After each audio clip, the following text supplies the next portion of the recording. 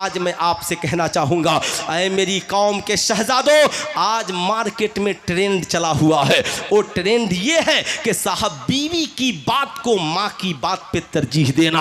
आज हमारी कौम का नौजवान इस बात के लिए परेशान है, अम्मा मेरी बीवी की बात मान लेना, मान लेगी तो क्या हो जाएगा, मेरी बीवी ही की तो बात है अम्मा, आज उसकी ख्वाहिश ये है मान ले। अब्बा अब मेरी बीवी ये कह रही थी, मैं ये कह रहा था। माँ बाप मजबूर होकर कहते हैं ठीक है चलो तुम्हारी खुशी में मेरी खुशी है, तुम्हारी बीवी जो कहती है वो कर लो। ऐ मार्केट में इस किस्म का ट्रेंड बनाकर जीने वालों, तुम रात की तन्हाई में अपनी माँ को रुलाते हो, रात की तन्हाई में अपने बाप को रुलाते हो। जानते हो उसका अंजाम क्या होता है? उसका अंजाम ये होता है तेरी कमाई से बरकत खत्म हो जाती है, तेरी जिंदगी से सुकून खत्म हो जाता है, तेरी कामयाबी रुक जाती है। वाकया सुनाना मकसद नहीं, हजरत अलकमा साहबी रसूल थे, लेकिन जब नज़ा का वक्त, मौत का वक्त करीब आया तो जिस्म से रूह निकलने को तैयार नहीं है। साहब उनकी अहलिया, उनकी बीवी आका की बारगाह में जाती हैं, आका करीम साहबा के झुरमुट में तशरीफ़ लाते हैं। साहब ज़बान से कलमे तैयबा जारी नहीं होता है। अल मुख्तसर आका करीम फरमाते हैं बताओ अलकमा की माँ दुनिया में है? हाँ आका जी माँ दुनिया में है। कहा बुलाया जाए, माँ तशरीफ़ लाती हैं। आका करीम फरमाते हैं अम्मा जी अलकमा के साथ अलकमा कैसा है और अलकमा का किरदार और इखलाक कैसा है?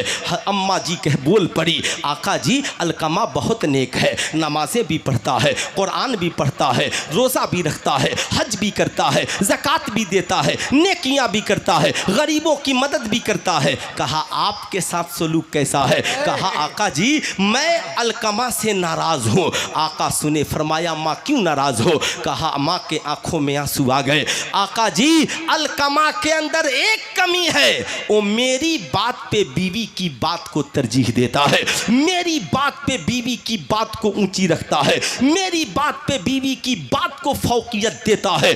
इतना सुनना था। आका करीम ने कहा अम्मा जी बस यही वजह है कि अलकमा के जिस्म से रूह नहीं निकल रही है। अम्मा जी आप माफ़ कर दे, अलकमा के को जो सख्ती हो रही है ये ख़त्म हो जाएगी। माँ मचल गई, आका करीम की बारगाह में अर्ज़ गुजार हुई आका जी मैं उस लम्हा को नहीं भूल सकती जब मेरी बात पे अलकमा अपनी बीवी की बात को तरजीह दे रहा था। आका जी मैं माफ़ नहीं कर सकती। आका करीम जलाल में आ गए। आका करीम इरशाद फरमाते हैं आए मेरे सहाबा लकड़ियाँ जमा करो और आग लगा दो। हज़रत अलकमा की वालदा मचल गई, अर्ज़ गुजार होती हैं या रसूल अल्लाह क्या ये आग किसके लिए है? आका करीम फरमाते हैं इसमें अलकमा को डाल दिया जाएगा। माँ का कलेजा माँ का कलेजा होता है। माँ मचल गई, बोल पड़ी आका जी क्या मेरी निगाहों के सामने मेरे बेटे को आग में डाल दिया जाएगा? हाँ डाल दिया जाएगा। कहा आका जी एक माँ कैसे बर्दाश्त कर सकती है? आका करीम फरमाते हैं ऐ अलकमा की माँ ये दुनिया की आग जहन्नम के आग के मुकाबले में कुछ नहीं है, जहन्नम के आग के मुकाबले में कुछ नहीं है। रब्बे कदीर कुरान में फरमाता है या अय्युहल्लज़ीना आमनू कू अनफुसकुम व अहलियकुम नारा, ईमान वालों अपने आप को और अपने घर वालों को जहन्नम की आग से बचाओ। इमाम गज़ाली मुकाशिफतुल क़ुलूब में लिखते हैं रब्बे कदीर का हुक्म होता है ऐ फरिश्तों जहन्नम की आग को गर्म करो। फरिश्ते 1000 साल गर्म करते हैं, हाजिर बारगाह होते हैं ए मालिक मौला 1000 साल गर्म कर दिया, आग का रंग बिल्कुल लाल है, हुक्म रब्बी है फिर गर्म करो। फिर 1000 साल बाद पलटे रब्बे कदीर ए मालिक मौला अब आग का रंग बिल्कुल सफ़ेद हो चुका है, कहा जाओ फिर गर्म करो। फिर 1000 साल गर्म किए, हाजिर बारगाह खुदाबंदी हुए, मालिको मौला 3000 साल गर्म हो गया, आग का रंग बिल्कुल काला है। रब्बे कदीर फरमाता है रहने दो, अब जहन्नम की आग में अंधेरा ही अंधेरा है, अगर सुई के नाके के बराबर भी खोल दिया जाए सारी दुनिया के लोग उसकी गर्मी से मर जाएंगे। आप पूछें हमारे मुक़द्दस उलमाए किराम से, अल्लाह के नबी ने फरमाया जहन्नम में मैंने सबसे ज़्यादा औरतों को देखा। ऐ मेरी कौम की माओ बहनों बेटियों आ गई हो तो ज़रा कभी जहन्नम को भी गूगल पे सर्च करके करके पढ़ लेना, कभी जहन्नम के बारे में भी पढ़ लेना। पूछा गया सहाबे कराम अर्ज गुजार हुए, आका जी औरतें सबसे ज्यादा जहन्नम की आग में क्यों होंगी? कहा 2 वजहों से, एक अपने जेवरात का ज़कात नहीं निकालती है और दूसरा अपने जिस्मों को पर्दे में नहीं रखती है। दुपट्टा रखती हैं मगर बाल नजर आता है, लिबास पहनती हैं मगर जिस्म नजर आता है। दौरे जदीद के छपरा के एक शायर मदहोश छपरावी ने कहा था, इस दौरे तरक्की का चलन देख रहा हूँ, पर्दा है मगर सारा बदन देख रहा हूँ। याद रखना ये जिस्म, ये हुस्न, ये नुमाइश कहीं तुझे जहन्नम में न डाल दे, इसलिए याद रखना। दुनिया को दिखावे के लिए न संवरना, साहब बाजार मेले में जाने के लिए न संवरना, शादी की पार्टियों में दिखाने के लिए न संवरना। अगर जमाने को दिखाने के लिए कोई औरत श्रृंगार करती है तो जहन्नम तेरा ठिकाना है, और शौहर को राजी करने के लिए कोई औरत श्रृंगार करती है तो उसका ठिकाना जन्नतुल फिरदौस है। नारे तकबीर, अल्लाहु अकबर, रिसालत, उलमाए अहले सुन्नत जिंदाबाद, मज़हबे इस्लाम, पैगामे इस्लाम, हजरत अल्लामा मुफ्ती सुल्तान रजा साहब किबला। साहब सिर्फ हजरत की दुआएं हैं। 4 साल में रुदौली शरीफ में लॉकडाउन से पहले अल्लामा अब्दुल मुस्तफ़ा रुदौली साहब किबला के यहाँ तकरीर किया, फिर इमसाल हाजिर हो जाऊंगा। वो सारा इलाका हजरत का इल्मी फैज़ान है, लाखों शागिर्द उधर मौजूद है। फ़कीर जाता है तो सबसे पहले लोग पूछते हैं हजरत के घर से आपका घर कितना दूर है ना? हजरत के घर से आपका घर कितना दूर है? मैं कहता हूँ बस 35 किलोमीटर की दूरी है। हजरत शहर गोपालगंज में है, फ़कीर शहर सीवान में है। मैं ये अर्ज़ कर रहा था, अब मेरी कौम की बहुओं गौर से सुनना, याद रखना, आज के बाद अपने शौहर से कहना, ओ मेरे शौहर सुनो, अगर तुम्हारी माँ कुछ कहती है और मैं भी कहती हूँ तो मेरी बात की परवाह न करना, बल्कि याद रखना जब माँ और बीवी की बात में टकराव हो जाए तो बीवी से कहना, ओ मेरी शरीके हयात, मोस्ट वेलकम है तेरे लिए, तेरी मोहब्बत तो पूरी जिंदगी है। अब माँ की जिंदगी कितने दिनों की है? आज माँ की मान ले, कल तेरी मान लेंगे, इसलिए कि मेरी जन्नत माँ की खुशी में है और तेरी जन्नत मेरी खुशी में। जन्नत मेरी खुशी में है। लेकिन अच्छा इधर कोई बहुत अच्छा माँ का चहीता बेटा नहीं है जो खड़े होकर के माँ की मोहब्बत में नारा लगा दे? अल्लाहु अकबर, वाह, जिंदाबाद जिंदाबाद जिंदाबाद जिंदाबाद। हाँ, सही याद दिलाए, सही याद दिला रहे, माशाअल्लाह। बेचारा नारा लगाने वाले भी मिले तो बुढ़ापे में माँ से मोहब्बत कर रहे हैं। काश कोई नौजवान भी खड़ा होता और कहता, मौलाना साहब फिक्र मत कीजिए, आज के बाद पहले हम माँ ही से मोहब्बत करेंगे, पहले 10 मिनट मेरी और गुफ्तगू सुनिए, उसके बाद देखता हूँ कितने बेटे माँ की मोहब्बत में खड़े होकर नारा लगाते हैं। बुरा मत मानना, अल्लाह के नबी से सहाबा ने पूछा, या रसूलल्लाह मर्द पर पहला हक किसका है? आका ने कहा माँ का। अरे बोलो सुभान अल्लाह। कहा फिर अर्ज गुजार हुए, आका जी फिर किसका? कहा माँ का। फिर तीसरी बार पूछा, आका फिर किसका? कहा माँ का। चौथी बार पूछ पड़े, आका फिर किसका? कहा बाप का। वाह रे मेरे आला हजरत, आपका करम हम क्या कहे। आला हजरत से लोगों ने पूछा, हुजूर मर्द कमाए तो क्या करे? आला हजरत ने इस हदीस की रोशनी में जवाब दिया, कहा 100 रुपये कमाना, 75 माँ को दे देना और 25 बाप को दे देना। इसलिए कि आका ने फरमाया है 3 बार माँ से मोहब्बत करो तो 25 को 3 से गुना दोगे तो 75 हो जाएंगे, और 1 बार कहा बाप से प्यार करो तो बाप को 25 दो। मैं आपसे कहूँगा, बाप बड़ा बागैरत होता है, बाप तुझसे नहीं मांगता, इसलिए कि बाप जानता है जिस बेटे को मैंने दिया उसके सामने क्या हाथ फैलाऊं। मैं कहूँगा शायरों को खूब देते हैं, मैंने सुना है 50-50 हज़ार और आप लोग 1-1 लाख रुपया देते हैं। आप लोग एक दिन में साहब 50-50 हज़ार छूट देते हैं। बहुत अच्छे आदमी हैं,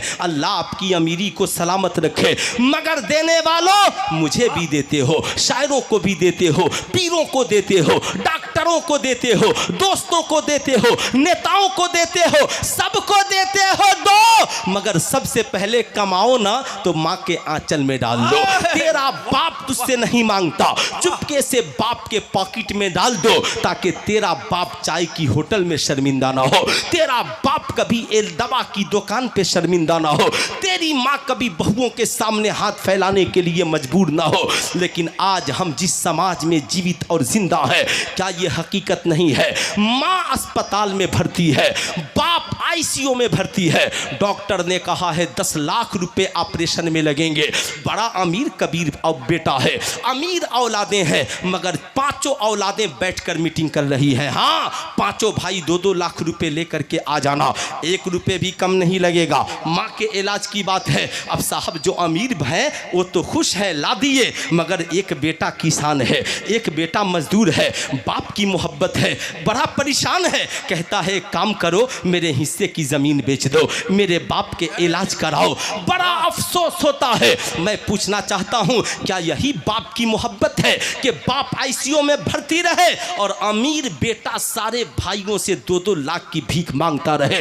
लानत है तुम्हारी ऐसी दौलत और कमाई पर। तेरे लिए इस कमाई को बचा के क्या करेगा? इससे बेहतर है तू चुल्लू भर पानी में डूब के मर जा, जब तेरी कमाई तेरे माँ के काम ना आए, तेरी दौलत तेरे बाप के काम ना आए। आज तू कहता है सारे भाई देंगे तब बाप का इलाज होगा। मैं पूछना चाहता हूं हजरत की मौजूदगी में, बता तेरे बाप ने अकेले कमाकर तुझे डॉक्टर बनाया, 30 लाख लगाया, किसी से भीख मांगने नहीं गया। तेरे बाप ने अकेले 10 लाख लगाकर तुझे इंजीनियर बनाया, तेरे बाप ने किसी से भीख नहीं मांगी। तेरे बाप ने तुझे कमा करके 5 लाख लगाकर मास्टर बनाया, 10 लाख लगाकर आली मौलाना मुफ्ती बनाया, तुझे बिजनेसमैन बनाया, तुझे बहुत बड़ा प्रॉपर्टी डीलर बना दिया। और आज वही बाप जिसने अकेले 30 लाख लगाए थे, क्या एक बार भी उसने कहा कि 30 लाख तुझे दे दूंगा तो बाकी भाइयों को क्या दूंगा? क्या तेरे बाप ने कभी कहा कि अगर 10 लाख तुझे दे दूंगा तो बाकी भाइयों को क्या दूंगा? तेरे किसी भाई ने ऑब्जेक्शन नहीं डाला, सबने यही कहा भैया को डॉक्टर बनना है दे दीजिए, इसलिए कि अगर डॉक्टर बन गए तो हमारी भी जिंदगी संवर जाएगी। ऐ मेरी कौम के शहजादों, होना तो ये चाहिए कि तेरा बाप जब इलाज के लिए अस्पताल में भर्ती हो तो तू डॉक्टर है, तू इंजीनियर है, तू प्रोफेसर है, तो जा और जा करके डॉक्टर से कहना डॉक्टर साहब इलाज में कमी मत कीजिए, जितना पैसा लगेगा अकेले मैं लगाने के लिए तैयार हूं। अगर भाइयों ने दे दिया सुभान अल्लाह, नहीं दिया कोई प्रॉब्लम नहीं है। तेरी बीवी और तेरे बच्चे, तेरे रिश्तेदार, तेरे दोस्त तुझसे कहेंगे इतना पैसा अकेले क्यों लगा रहा है? कहना हट जा, जो मेरा बाप अकेले कमाकर डॉक्टर बना सकता है तो मैं अकेले कमाकर अपने बाप का इलाज क्यों नहीं करा सकता हूं? अकेले कमाकर अपनी माँ का इलाज क्यों नहीं करा सकता हूं? इसलिए मैं अपनी कौम के शहजादों से कहूंगा, ऐ मेरी कौम के शहजादों और शहजादों, याद रखना अल्लाह के मुकद्दस नबी ने यह हुक्म दिया, मर्द कमाए तो सबसे पहले बाप की खिदमत करे, सबसे पहले माँ की खिदमत करे। आज हमारी जिंदगी में बरकतें नहीं है, आज हमारी जिंदगी में रहमतें नहीं है, आज हमारा कारोबार चौपट है, हम इंजीनियर डॉक्टर प्रोफेसर बनकर भी परेशान है। उसकी वजह यह है हमने कमाई में माँ बाप को हिस्सा देना बंद कर दिया। ये हमारी माँ रात की तन्हाई में फोन करती है, बेटा कुछ पैसा भेज दे, अब्बा का इलाज कराना है। बेटा कहता है बीवी बच्चों से बचेगा तब न भेजेंगे। मैं कहूँगा क्या तुम्हारी माँ ने भी कभी खाना बनाया था तो कहा था बेटा 10 रोटियां बनी हैं, पहले हम खाएंगे, बचेगा तो तू खाना? क्या तेरे बाप ने भी कमा कर कहा था बेटा 30,000 रुपये तनख्वाह मिली है, पहले हम खर्च करेंगे, बचेगा तो तू खर्च करना? नहीं, तेरे बाप ने कहा था बेटा तनख्वाह मिल गई है, तू अपना ट्यूशन फी पहले भर ले, कॉलेज का फी पहले भर ले, अपने ड्रेस और ज़रूरियात की सामान को पहले ले ले। ऐ मेरी कौम के शहजादों, यही वजह है हम साहब तावीज़ें पहन कर भी परेशान हैं, हम मज़ारों पे हाजिरी देकर भी परेशान हैं, हम मस्जिदों में जाकर भी परेशान हैं। वजह यह है हमारे साथ हमारी माँ और बाप की दुआएं नहीं है। ऐ नबी की अजमत वाली कॉन्फ्रेंस में आने वालों, अजमत मुस्तफ़ा कॉन्फ्रेंस में आने वालों, अल्लाह के नबी ने नहीं फरमाया जिस शख्स से उसके माँ और बाप राजी नहीं होते उससे अल्लाह और उसका रसूल भी राजी नहीं होता, और जिस शख्स से उसके माँ और बाप राजी होते हैं उससे अल्लाह और उसका रसूल भी राजी होता है। इसलिए मैं कहूँगा आज के बाद सबसे पहले माँ बाप को मनाना। तुम चाहे दिल्ली रहना, मुंबई रहना, कलकत्ता रहना, सऊदी अरब रहना, कमाना तो पहला फोन माँ को करना। माँ आज तनख्वाह मिली है, बोल कितना पैसा चाहिए, अब्बा के इलाज के लिए कितना पैसा चाहिए, मेरी बहन की तालीम के लिए कितना पैसा चाहिए। ऐ मेरी कौम के शहजादों, माँ का कलेजा फक्र से चौड़ा होता है। रात की तन्हाई में तेरी माँ तेरे बाप से कहती है बेटे का फोन आया था, बोल रहा था कितना पैसा चाहिए। बाप मुस्कुराता है और कहता है मेरे बेटे से कह देना पहले अपने बीवी बच्चों का ख्याल कर लेगा, फिर बचेगा तो हमारे लिए भेजेगा। सारी दुनिया तेरी कमाई खाकर सो जाती है, तेरा दोस्त तेरी कमाई से माशाल्लाह शराब पीकर सो जाता है, तेरे दोस्त तेरे पैसे से पार्टियां करके सो जाते हैं, तेरी बीवियां तेरे पैसे की मुर्ग मुसल्लम बिरयानी खाकर सो जाती हैं। लेकिन रात की तन्हाई में अगर तेरी सलामती के लिए, तेरी जिंदगी की बरकतों के लिए कोई हाथ उठाता है तो तुम्हारी माँ अपने आंचल को उठाती है, तुम्हारा बाप अपने बाजुओं को उठाता है और दुआ करता है मौला मेरे बेटे को कामयाब कर दे, मेरे बेटे को सेहत और तंदुरुस्ती दे दे, मेरे मौला मेरे बेटे की कमाई में बरकत दे दे, उसकी बीवियों को बरकत दे दे, उसके बच्चों को सेहत और तंदुरुस्ती दे दे। साहब याद रखना, सारी दुनिया की मोहब्बत एक तरफ और माँ बाप की मोहब्बत एक तरफ। ये पैगाम मेरे नबी ने दिया, सबसे पहले कमाना तो अपनी माँ और अपने बाप को खिलाना। सुभान अल्लाह, अल्लाहु अकबर, अल्लाहु अकबर, या रसूल अल्लाह, या रसूल अल्लाह। अब सुनिए, मुझे नारे की जरूरत नहीं। नौजवानों बताओ कितने नौजवान हो जो आज के बाद वादा करो कमाओगे तो सबसे पहले अपनी माँ और अपने बाप को खिलाओगे। उठाओ माशाअल्लाह पूरा मजमा, माशाअल्लाह माशाअल्लाह। हाथ नीचे रख लीजिए। याद रखिएगा ये जलसे एक तहरीक के तहत होते हैं। मैं आपको 2-3 मिनट की और गुफ्तगू करके बताऊंगा। ये मेरी कौम के शहजादों, इन ओलमा की कदर कीजिए, इन ओलमा से प्यार कीजिए। साहब आज यूट्यूब छाप खतीबों के चक्कर में आप इतना पड़ गए हैं, साहब जो भी यूट्यूब पे खतीब नजर आया उसी की तकरीर सुनने में लग गए। अब वो नबी का आशिक है कि नहीं है क्या पता, उसका अकीदा कैसा है आपको क्या पता, उसका किरदार करेक्टर कैसा है क्या पता। इसलिए उन आलिमों की तकरीर सुनिए जिनके अकायद से आप वाकिफ़ हैं, जिनके बारे में मालूम है कि यह आशिक मुस्तफ़ा है, आमिना के लाल का दीवाना है। वरना याद रखिए कुरान किताब एक ही है। बदअकीदों से पढ़िएगा बदअकीदा हो जाइएगा, खारजी से पढ़िएगा खारजी हो जाइएगा, राफजी से पढ़िएगा राफजी से हो जाइएगा, गुस्ताखों से पढ़िएगा गुस्ताख हो जाइएगा, और बरेली के अहमद रजा से पढ़िएगा तो आशिके मुस्तफा बन जाइएगा। वाह वाह वाह वाह, क्या बात है। जिंदाबाद जिंदाबाद जिंदाबाद। अरे जिंदाबाद जिंदाबाद जिंदाबाद। वाह, इसलिए मैं कहूँगा ए मेरी कौम के शहजादों, याद रखना अपने बच्चों को आशिके मुस्तफ़ा की तकरीर सुनाओ, आशिके मुस्तफ़ा की किताबें पढ़ाओ। आपको साहब मजलिस थोड़ी देर की ही करनी हो, मगर बुलाओ उन आलिमों को बुलाओ जो आशिके मुस्तफ़ा हैं। नारे तकबीर, अल्लाहु अकबर, नारे रिसालत, नारे रिसालत। बस में मुस्तफ़ा कॉन्फ्रेंस, बस में मुस्तफ़ा कॉन्फ्रेंस।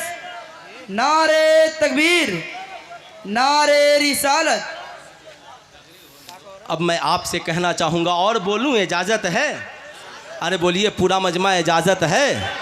तो ज़रा हाथ उठाकर प्यार से बोल दें या रसूल अल्लाह, और ज़रा प्यार से बोल दें या हबीब अल्लाह। आप बाप के चश्मे की बड़ी हिफाजत करते हैं, मैंने सुना है बाप के बिल्डिंग की भी बड़ी हिफाजत करते हैं, बाप की ज़मीन की भी बड़ी हिफाजत करते हैं, मगर बुरा मत मानिएगा। चश्मे की हिफाजत आप करते हैं, बिल्डिंग की हिफाजत आप करते हैं, जायदाद की हिफाजत आप करते हैं, मगर वो भाई जो उसी माँ के पेट से जन्म लिया, जिस पेट से आपने जन्म लिया है, आप उस भाई की कितनी हिफाजत करते हैं? वाह, उस भाई की कितनी हिफाजत करते हैं। क्या बात क्या है। आपने इमाम हसन और हुसैन की ज़िंदगी का मुताला नहीं किया है? मैं आपसे कहना चाहूँगा, आप अपने भाई से कहना, मेरे भाई मैं गरीब ज़रूर हूँ मगर मेरा दस्तरखान वसी है, जब तक तुझे तबीयत करे मेरे दस्तरखान पे खा, टेंशन लेने की ज़रूरत नहीं है। अगर तू कमा के अलग होना चाहता है हो जा, लेकिन जब तुझे गरीबी आ जाए, ज़रूरत पड़ जाए, अपने भाई के दरवाजे को याद रखना, मुझे न भूलना। मैं कल भी तेरी खिदमत के लिए तैयार था और आज भी तेरी खिदमत के लिए तैयार हो, आज भी तेरी खिदमत के लिए तैयार हो साहब। लेकिन आज हम जिस पुरफतन दौर में जी रहे हैं, आज हमारा माशरा अजीब हो गया। लोगों को नबी की सुन्नत पसंद नहीं है, लोगों को नबी का माज़ल्ला चेहरा पसंद नहीं है। आज हमारी कौम का नौजवान ऐसे जीता है जैसे नबी की आमद से पहले कुफ़ारे मक्का ये सोचते थे, हम जैसे चाहें जिए, हम चाहे शराब पिए कोई न बोले, हम चाहे जुआ खेलें कोई न बोले, हम चाहे जना करें कोई न बोले, हम चाहे झूठ बोले कोई न बोले, हम चाहे सूद खाएं कोई न बोले, हम चाहे रिश्वत लें कोई न बोले। मैं कहूँगा ना, जब नबी ने आया कहा बुराई का दौर ख़त्म हो गया, अच्छाई का दौर शुरू हो गया।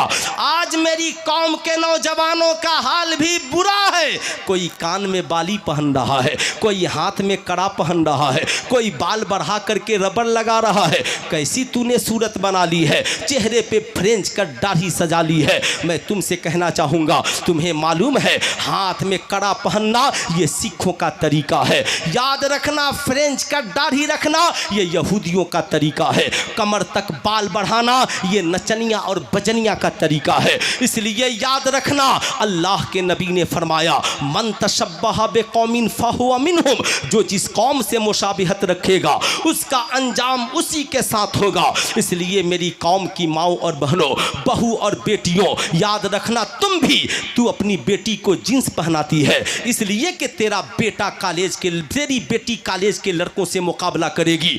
तेरी बेटी बूट सूट पहन करके चलती है। याद रखना, इस्लाम कहता है औरत के लिए मर्द बनना जायज़ नहीं और मर्द के लिए औरत बनना जायज़ नहीं है। इसलिए मैं अपनी कौम के नौजवानों से कहूँगा, अपने हाथ को कड़ा से न सजाना, अपने गले को चैन से न सजाना, अपने चेहरे को फ्रेंच कट दाढ़ी से न सजाना।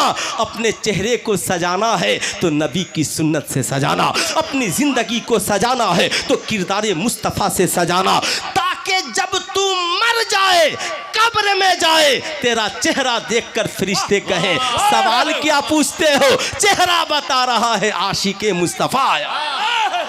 नारे तकबीर, नारे रिसालत, माशाअल्लाह, सुभान अल्लाह, बहुत सुभान अल्लाह, सुभान अल्लाह, बहुत बहुत शुक्रिया।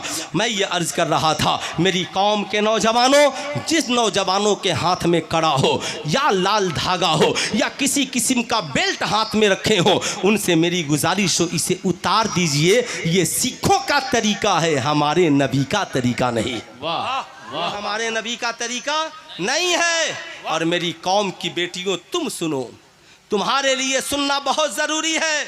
मुहर्रम का चांद निकलता है ना, रसूलुल्लाह की बेटी के नाम का फातिहा कराती हो, सुभान अल्लाह, बहुत अच्छी बात है। आप अपनी बेटियों का नाम कनीज़ फातिमा रखते हो, बहुत अच्छी बात है, सुभान अल्लाह। लेकिन सैयदा खातून जन्नत ने मौत के वक्त क्या कहा था, बोल पड़ी थी, ऐ मेरे शौहरे नामदार सरकार मौलाए कायनात, जब मेरा विसाल हो जाए, मेरा इंतकाल हो जाए, मेरे जनाजे को दिन में नहीं रात में उठाइएगा, ताकि किसी गैर की नज़र मेरे जनाजे पे न पड़ जाए। ओ मेरी कौम की बेटियों, तू सज संवर कर सेल्फी लेकर फेसबुक पे डालती है ताकि 1 करोड़ लोग तुझे देखें, तेरे फॉलोअर्स हो जाए। ज़माने में जितने लोग सेल्फी लेने वाले हैं, फेसबुक चलाने वाले हैं, चैनल बनाने वाले हैं, कितने करोड़ लोग आपके चाहने वाले होंगे, कितने ममालिक में आपके चाहने वाले होंगे। मगर आज से 1450 बरस पहले अल्लाह ने अपने महबूब को मक्के में भेजा,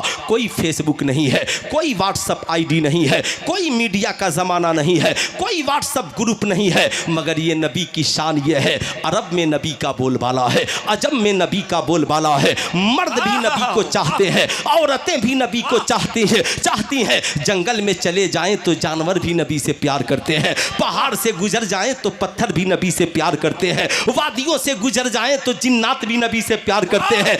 आबे अर्श से फरिश्ते आकर नबी की बारगाह में सलाम करते हैं। है कोई दुनिया में जो नबी से ज्यादा महबूब और प्यारा हो? सुभान अल्लाह, सुभान अल्लाह। है कोई दुनिया में जो नबी से ज्यादा महबूब और प्यारा हो?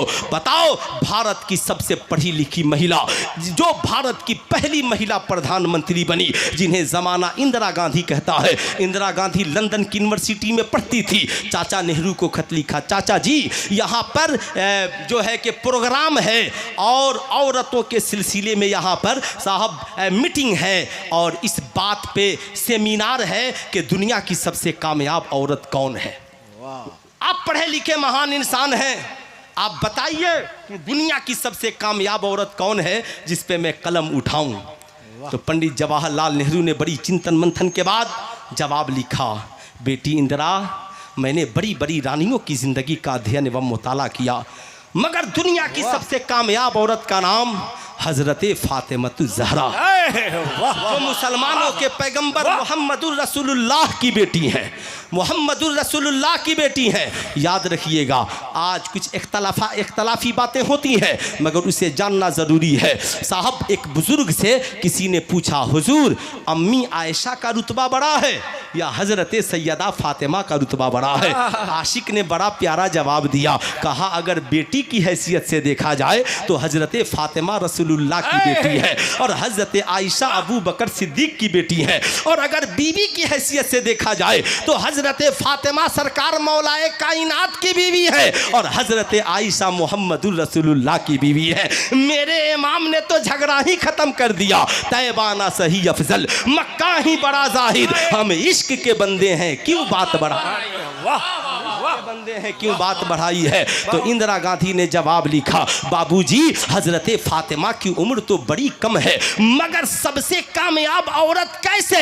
तो पंडित जवाहरलाल नेहरू ने जवाब लिखा, बेटी इंदिरा, औरत की 3 जिंदगी होती है। सबसे पहले दुनिया में आने के बाद बेटी बनती है, फिर शादी के बाद बीवी बनती है, फिर उसके बाद माँ बनती है। मैंने बेटियां बहुत देखी, मगर रसूलुल्लाह की बेटी से अच्छी किसी की बेटी नहीं देखी। मैंने बीवियां बहुत देखी, हज़रत अली की बीवी से अच्छी किसी की बीवी नहीं देखी, और मैंने माएँ बहुत देखी, मगर हसनैन करीमैन की माँ से अच्छी किसी की माँ नहीं देखी।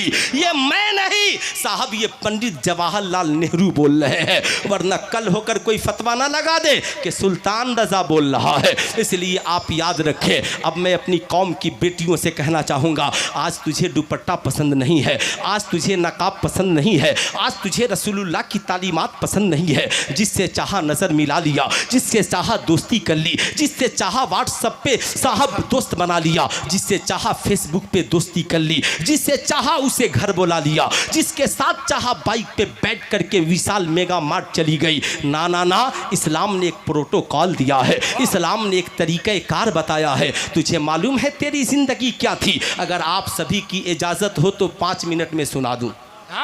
अरे बोलिए, इजाज़त है? ऐसे नहीं, पूरा मजमा हाथ उठाएगा तभी सुनाऊंगा। माशाअल्लाह इजाज़त है? माशाअल्लाह हाथ नीचे रखिए। सुनो हमारी हालत क्या थी, तुम्हारी हालत क्या थी, जानना बहुत ज़रूरी है। अल्लाह अल्लाह, जब अल्लाह के नबी ने ऐलान किया, बेटियां जहमत नहीं खुदा की रहमत है, बेटियां दफनाई नहीं जाएंगी, बेटियां डोलियों में सजाई जाएंगी। एक बाप रोता हुआ आका की बारगाह में आया है, आका जी मैं बड़ा गुनहगार हूँ, क्या मैं इस्लाम को भूल कर लूँ तो खुदा मेरी खता को माफ़ कर देगा? अल्लाह के नबी फरमाते हैं बेशक माफ़ कर देगा। कहा लेकिन तेरी गलती क्या है? बोल पड़ा, आका जी मैं ताजिर हूँ, बिजनेसमैन हूँ, मैं तिजारत के लिए जा रहा था, मेरी बीवी हमल से थी, उम्मीद से थी, डिलीवरी से थी। मैंने अपनी बीवी से कहा सुनो, बेटी पैदा हो तो जिंदा दफन कर देना, और बेटा पैदा हो तो खुशी मनाना, उसे पाल पोस करके बड़ा करना। आका जी मैं कुछ दिनों के बाद वापिस वापिस आया। मेरी बीवी ने मेरे खौफ से कहा, बेटी पैदा हुई थी, मैंने उसे मार दिया।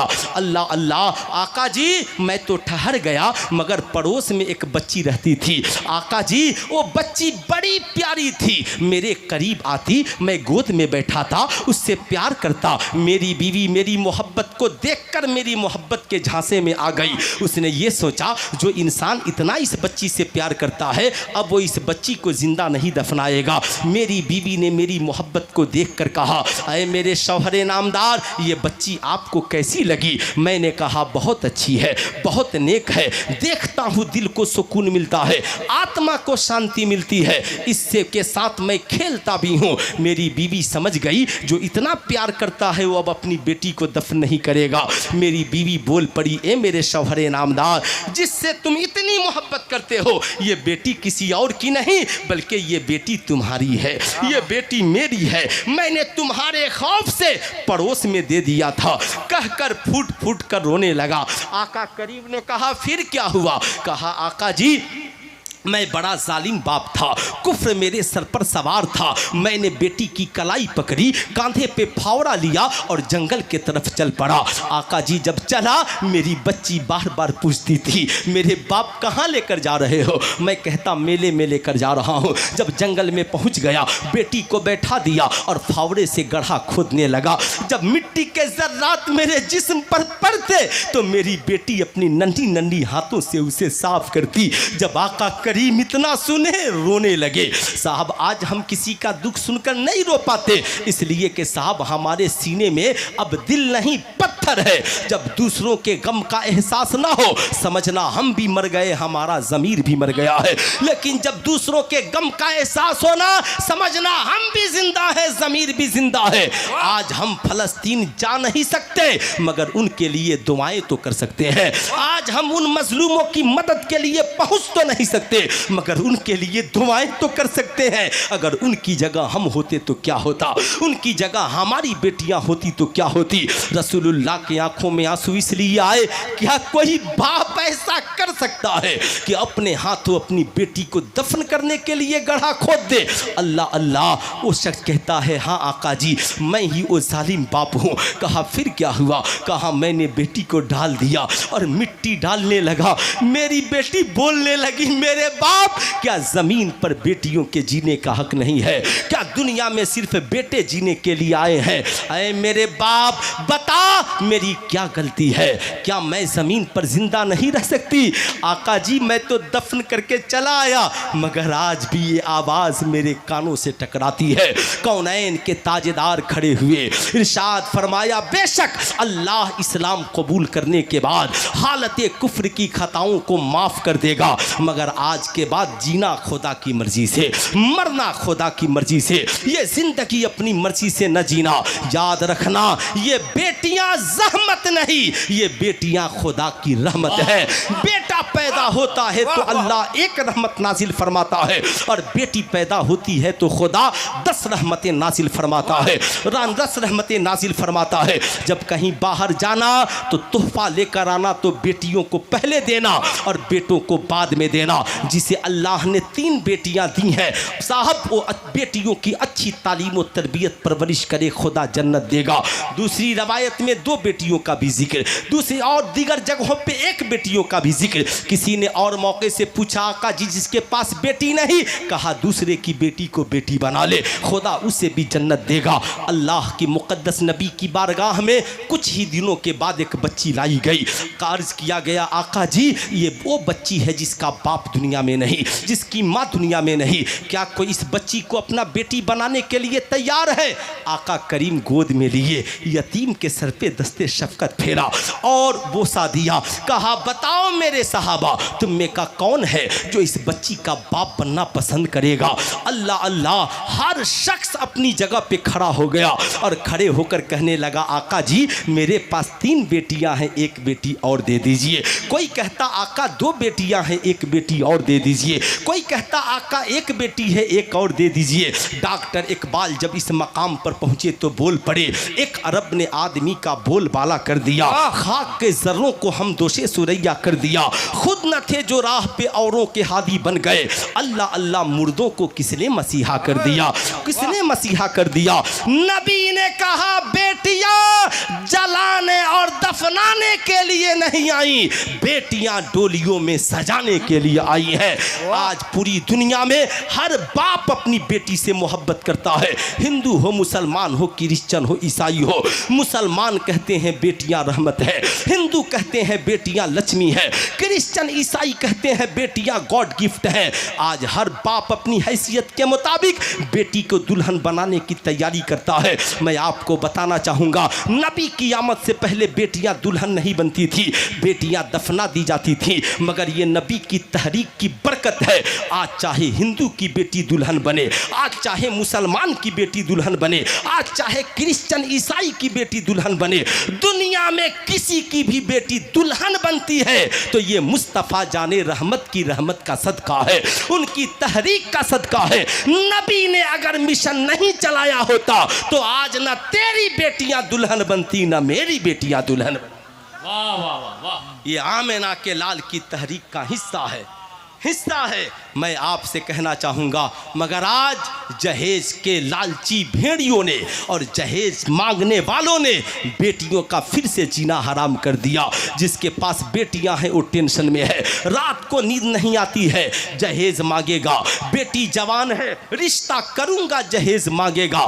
बताओ ईमानदारी के साथ, इस्लाम में जहेज मांगना पूरा मजमा हाथ उठाकर बोलिए, इस्लाम में जहेज मांगना हराम है। इस्लाम में जैसे सूद हराम, इस्लाम में जैसे शराब हराम, इस्लाम में जैसे जुआ हराम, इस्लाम में जैसे जना हराम, इस्लाम में जैसे रिश्वत हराम, वैसे ही इस्लाम में जहेज मांगना भी हराम हराम। अल्लाह के एक मुक़द्दस वली से उनके मुरीद ने कहा, हुजूर दावत खाने जा रहा हूँ, इजाज़त है? कहा अच्छा दावत में जा रहे हो, खाना खाने का तरीका मालूम है? कहा हुजूर हाँ मालूम है। मैं बिस्मिल्लाह पढ़ूंगा, हाथ धोऊंगा, बिस्मिल्लाह पढ़ूंगा, दस्तरखान पे बैठूंगा, खाना करीब करूंगा, छोटा छोटा लुकमा खाऊंगा, खाकर अल्हम्दुलिल्लाह पढ़ूंगा। हजरत ने कहा पगले खाना खाने का तरीका नहीं मालूम, दावत खाने चल दिया है। अबे पगले, दस्तरखान बिछाने से पहले, हाथ धोने से पहले, बिस्मिल्लाह पढ़ने से पहले ये जानना ज़रूरी है ये खाना हलाल का है या हराम का।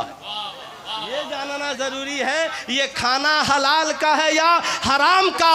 ओ भारत में वीआईपी वलीमा खाने वालों, भारत में वीआईपी वलीमा खाने वालों, कहते हो क्या मुर्ग मुसल्लम है, क्या चिकन चिल्ली है, क्या पेप्सी कोको कोला है, क्या बिरयानी है, क्या मटन कोरमा है, ऐसा तो वीआईपी वलीमा कभी नहीं खाया था। अरे एक बार पूछ भी तो लो, कहीं ये जहेज के मांगे हुए पैसे का वलीमा तो नहीं है। जैसे इस्लाम में जहेज मांगना हराम, उस जहेज के पैसे का खाना खाना भी हराम है। आज मैं आपसे कहना चाहूँगा, जहेज मांगना इस्लाम में हराम और बेटियों को हिस्सा नहीं देना भी इस्लाम में, बेटियों को हिस्सा नहीं देना भी गुनाह है, गुनाह। इस्लाम ने कहा जहां बेटों को हिस्सा इस्लाम ने दिया वहीं बेटियों को भी हिस्सा, बेटियों को भी हिस्सा।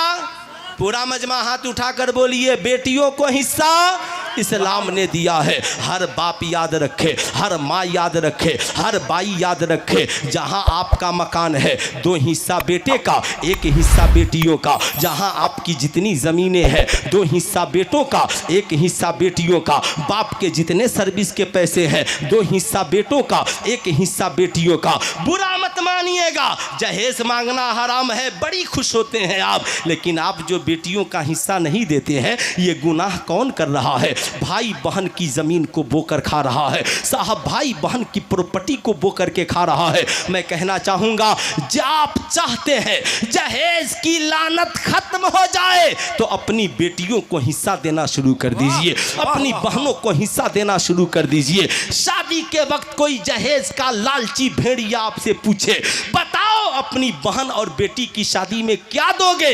कहना हम क्या देंगे? अल्लाह और उसके रसूल ने हमारी जायदाद में जो उसका हिस्सा मुकर्रर किया है, हम हर वक्त उसे देने के लिए तैयार हैं। वाह वाह वाह वाह वाह हम उसे हर बहुत वक्त देने के लिए। बहुत कितने लोग अपनी बेटियों को हिस्सा देंगे? जरा हाथ उठाइए तो। वाह। बस इतने ही लोग देंगे। अब पीछे वाले क्या करेंगे? अच्छा सब देंगे, यही दे दे बहुत है। हुजूर ने कहा बिल्कुल। मैंने इस बार सोचा कि इस पैगाम को पूरे भारत में पहुंचाना है। क्या बात है। की दुआओं से साहब चरागे इश्क नबी हर तरफ जलाएंगे, जहां से कुफ्र की तारीकियां मिटाएंगे। हुजूर बहुत पहले से एक शेर पढ़ते हैं, बरगे हिना पे लिखता हूं मैं दर्द दिल की बात, शायद के रफ्ता रफ्ता लगे दिल लुबा के हाथ। ओ कौम की बेटियों, जिस इस्लाम ने तुझे मैका में हिस्सा दिलाया, ससुराल में हिस्सा दिलाया, आप भी बुरा मत मानिएगा। बेटियों को कलम पकड़ाना सिखा दीजिए, किताब में जिल्द लगाना सिखा दिए, घर पे पर्दा लगाना सिखा दिए, और सर पे दुपट्टा ओढ़ाना कौन सिखाएगा? क्या बात है, बहुत अच्छा पैगाम। वाह वाह वाह। सर पे दुपट्टा ओढ़ना कौन सिखाएगा? तेरी बेटी जॉर्जेट का दुपट्टा लाती है जिससे बाल नजर आता है। तेरी बेटी जिस्म दिखने वाला नेट का लिबास पहनती है। तुमने कभी अपनी बेटियों से कहा बेटी तुम तो मज़ार पे जाना गुनाह है, मगर मज़ार पे देख ले चादर चढ़ी है, काबे को देख ले काबे पे गिलाफ चढ़ा है, नबी का रोज़ा देख ले, बुजुर्गों की अजमत देख ले, काबा पाकीज़ा है इसलिए चादर चढ़ी है, अल्लाह वाले पाकीज़ा है इसलिए चादर चढ़ी है। मेरी कौम की बेटियां, गैरों की तरह तुम टॉप पहनना क्यों चाहती हो? गैरों की तरह तुम अपने हुस्न का मुजाहरा करना क्यों चाहती हो?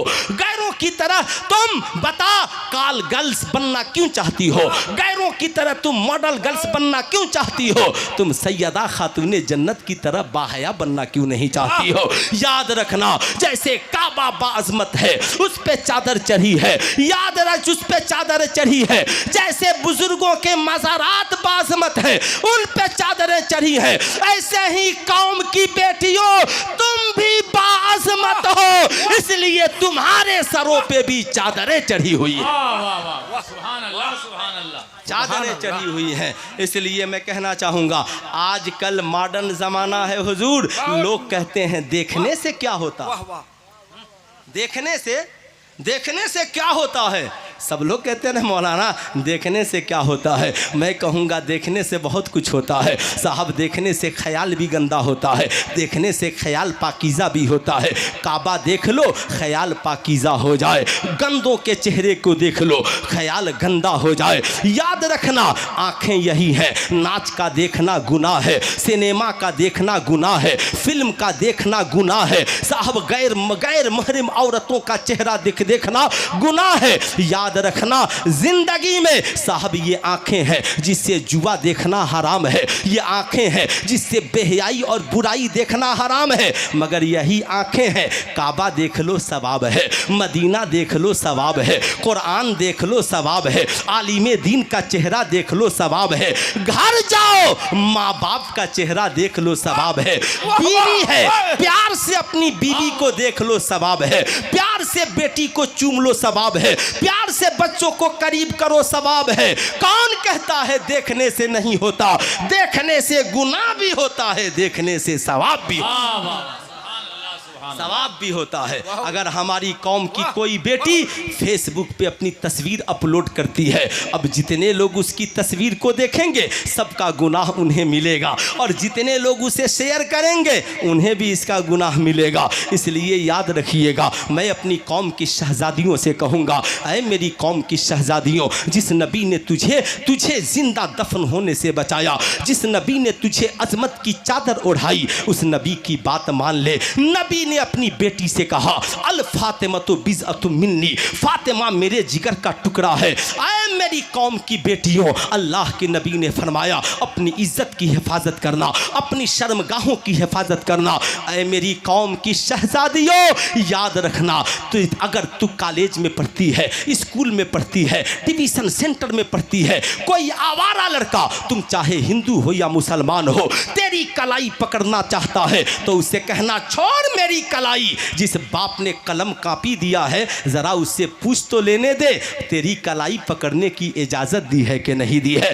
कौन बाप चाहेगा उसकी बेटी बेहया बने, कौन माँ चाहेगी उसकी बेटी बेहया बने। याद रखना, हमेशा कोशिश करना अपनी इज्जत की हिफाजत करना, अपनी आबरू की हिफाजत करना। वो तालीम बेकार है जिस तालीम के बाद इंसान की इज्जत न रहे, इंसान की आबरू की हिफाजत न रहे। याद करना, ये तेरा आवारा आशिक लाल किला दिखलाएगा, आगरा दिखलाएगा, हवा महल दिखलाएगा। ये आवारा आशिक तुझे लेकर के भाग जाएगा, कहेगा ताजमहल बना दूंगा, लंदन पेरिस घुमा दूंगा, मगर वो जिस्म का भूखा तुझे हबश का शिकार बनाएगा। 10-20 रोज दिल्ली मुंबई घुमाएगा, ला करके रेलवे स्टेशन पे छोड़कर भाग जाएगा, ऐसे जैसे चाय पीने वाला चाय की प्याली को फेंक कर भाग जाता है। अब चाहे वो हिंदू की बेटी हो या मुसलमान की, इज्जत एक बार चली गई तो कभी पलट कर वापिस नहीं आएगी।